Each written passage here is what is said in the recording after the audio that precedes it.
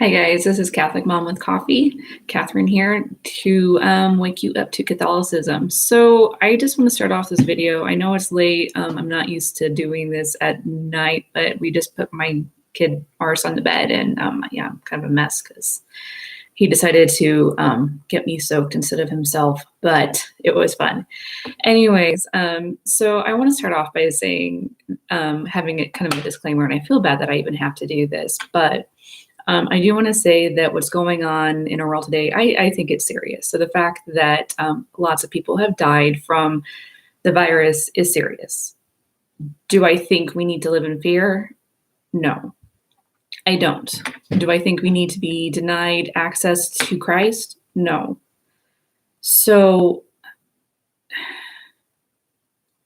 I also want to say that this isn't a video that I'm not posting this video on the Catechist Facebook page that I belong to and do admin work for, because this isn't something that any of our priests or our bishop is saying. This is me. Okay, this is all from me, not any of the clergy in my diocese. So I want to get that out too. So if anyone's wondering, it's all me, and what I know about my faith and what I know about our rights as American citizens. So a lot of governors, I'm not going to say any particular names, but there are a lot of governors out there that are threatening to close down churches if they meet in public.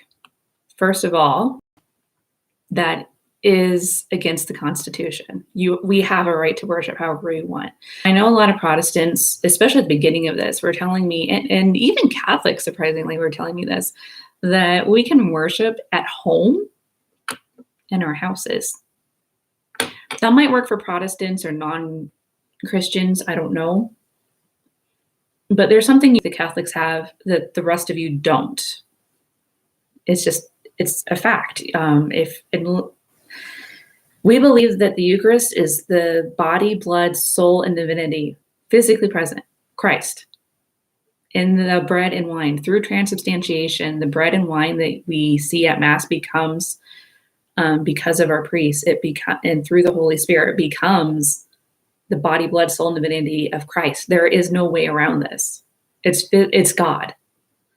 And by closing the churches down, I mean, I understand the fear of having a public Mass and distributing communion in large groups. I get that. I understand people want to keep others safe. And I'm not saying we need to go back to that immediately if we're really worried about it, and if coronavirus is as serious as the media is claiming it is. I'm not saying one way or the other.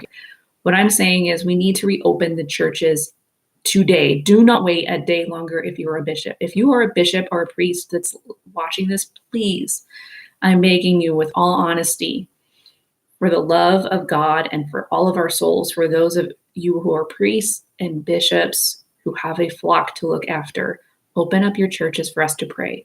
There are many ways for us to do this and do the social distancing that our government leaders are asking us to do.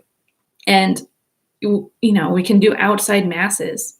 We can do outside confessions. Yes, understand that in the norms, it's not the rubrics. It's not good because there are too many sacrilege that could happen. I get that, but this is extenuating circumstances.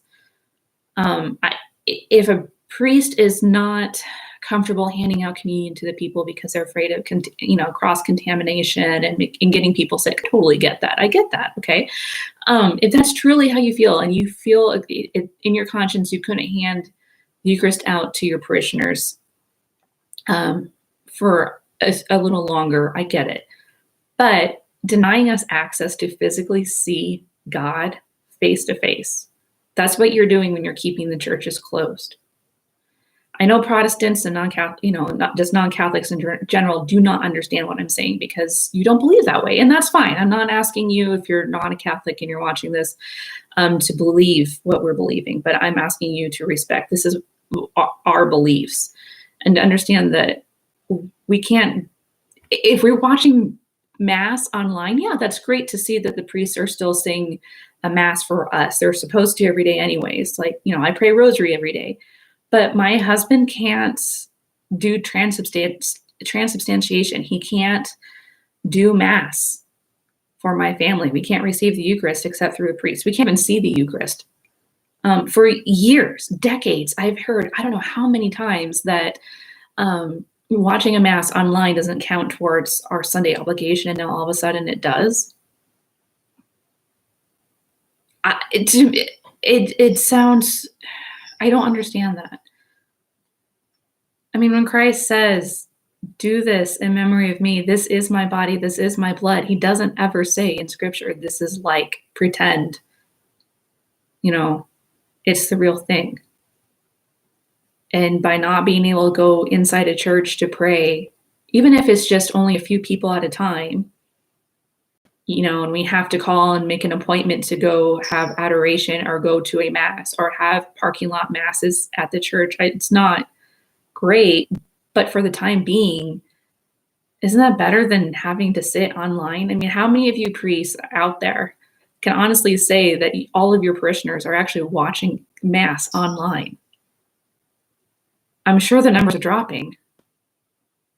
Wouldn't it be better for our souls that we have access to confession? And I know a lot of priests are going to say, oh, well, you could make an appointment. Well, not all dioceses are even allowing that anymore.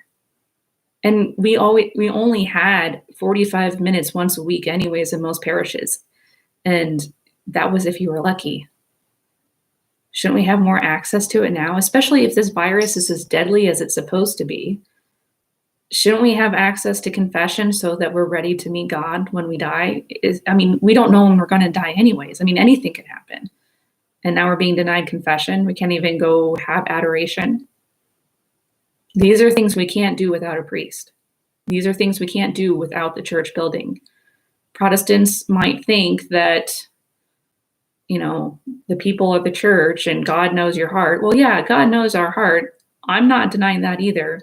But that should also scare us, that God knows what's in our heart and soul, because we are so, and I'm speaking for myself too, it's so easy for us to say, oh, well, I love God, that's good enough.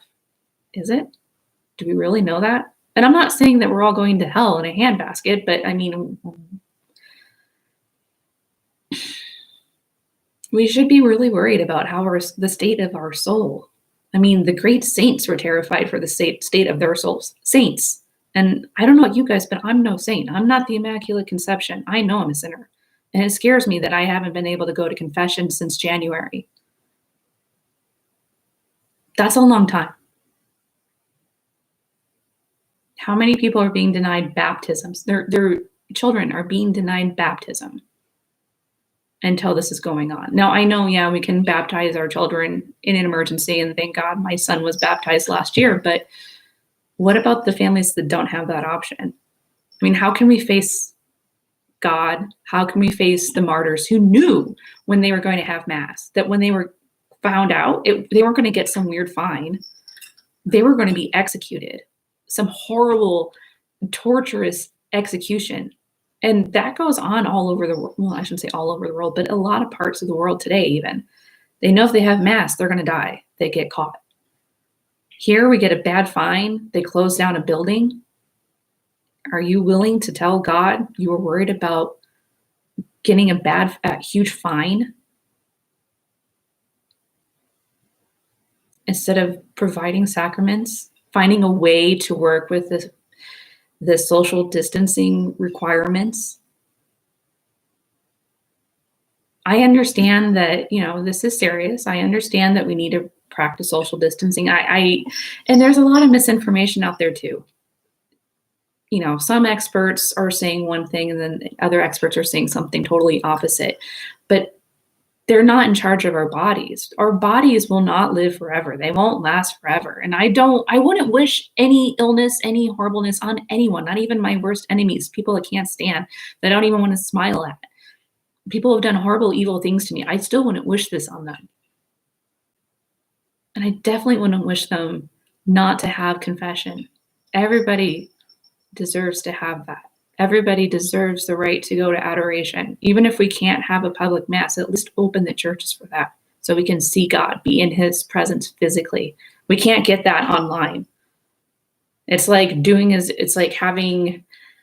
looking from a teacher's perspective, and watching my husband do online classes. It's the same as us sending an email or a Zoom class versus being in the physical classroom.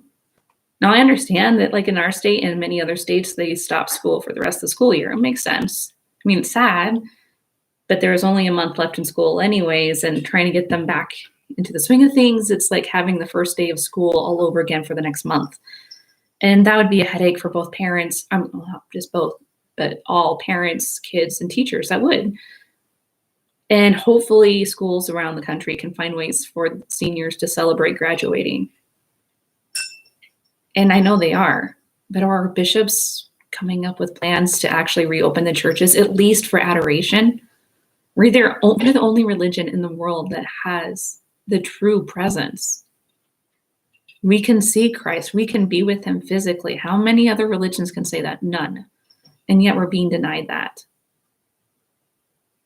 I'm grateful for the priests around the country that have put online masses or have done daily readings or are doing things constantly, like blessing their towns. We had a priest, not in my town, but in a town in our diocese, that blessed his town with the Blessed Sacrament. He took the monstrance and blessed it up on a hill, the entire town while he's standing on a hill. We need more priests doing that.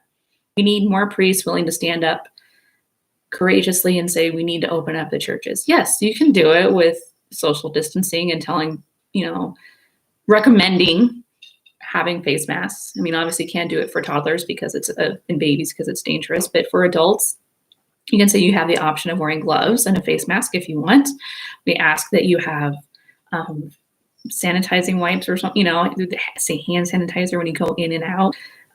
Have somebody either volunteer to help wash off the doorknobs or, have certain entrances and exits, have people sign up for certain times, have masses every day and confessions available every day, and get on Facebook and tell parishioners how this is supposed to work. We need our sacraments. Our souls can't exist without Christ. They'll die. We should be more worried about killing our souls than killing our bodies. No, I'm not saying, the Eucharist is magically going to protect us from coronavirus or any other virus. That's happened before with people, but those are miracles. And it's a miracle because it's few and far between. So I'm not saying that, if you go to confession and then mass, you miraculously will never get sick again or die. Well, no.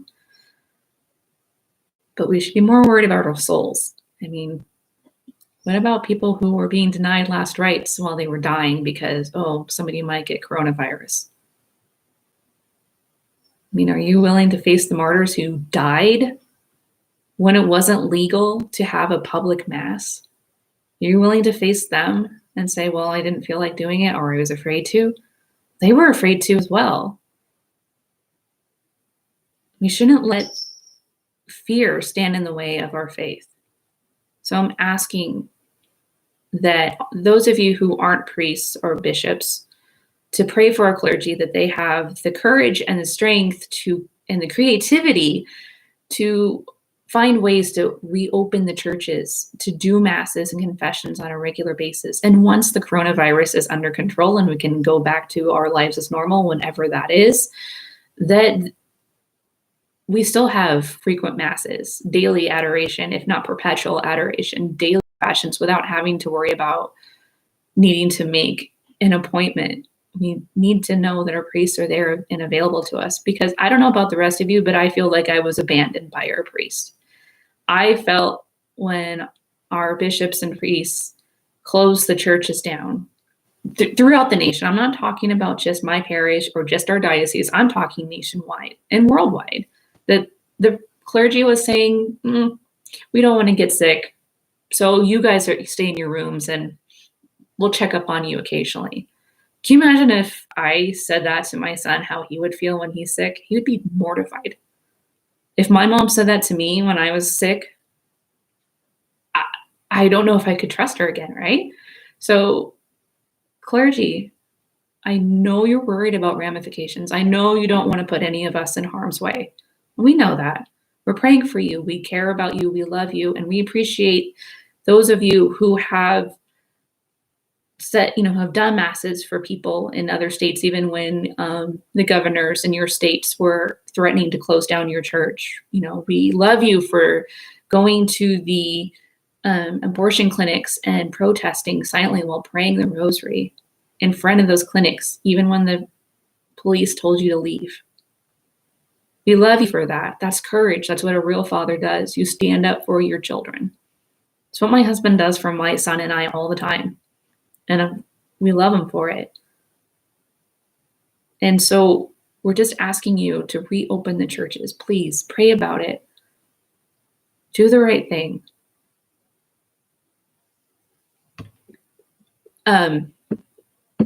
So enough of my ranting.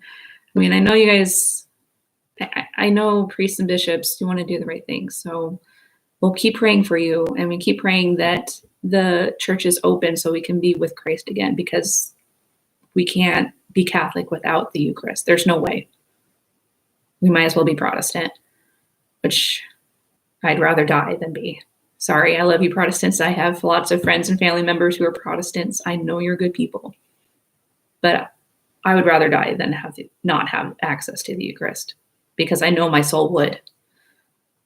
So those of you who would like to pray and feel, even if you feel helpless, don't feel helpless. Even those of you who aren't clergy and have had no access like the rest of us to the sacraments, we're going to pray. We're going to pray the rosary. We're going to pray for priests and bishops, that they feel supported, that they feel loved, that we're not angry with them. We just feel abandoned and hurt, and we want the Eucharist back because that's our God. We should be near him. The Fatima Center, I have a link for it down below. It's Fatima.org. Yes, Fatima.org. The link's down below in the description. They're doing a rosary novena. Just click on the link. They provide you with a calendar so you can keep track of it. It's going to start May 1st, so that's this Friday, which is the feast day of Saint Joseph. And May is also the month for Mary, which is a great time to start doing the rosary. So if you haven't started praying a daily rosary, this would be the perfect time to do it. And don't feel discouraged if you don't know how to pray it.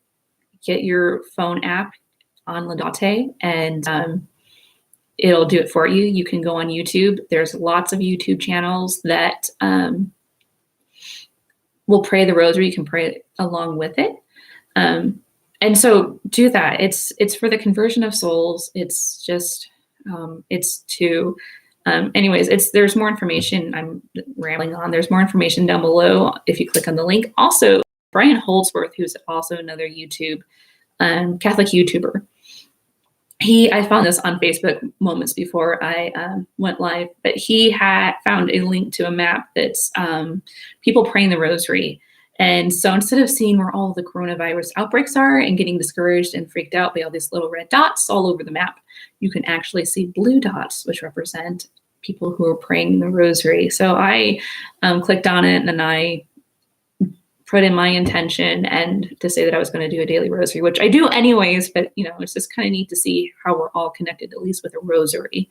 So I invite you guys to please pray the rosary. They need it. I'm sure they probably feel abandoned too, because they don't know what to do. They're at a loss. And I'm sure a lot of them are worried and discouraged too about things that are going on.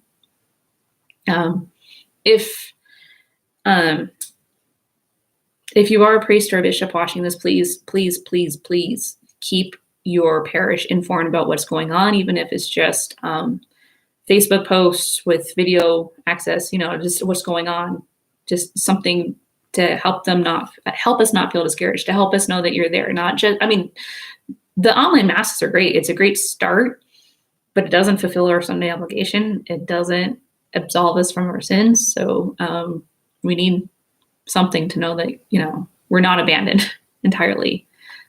So online masses were a great start. So just keep up. Don't lose faith, anyone, and keep praying the rosary. God bless.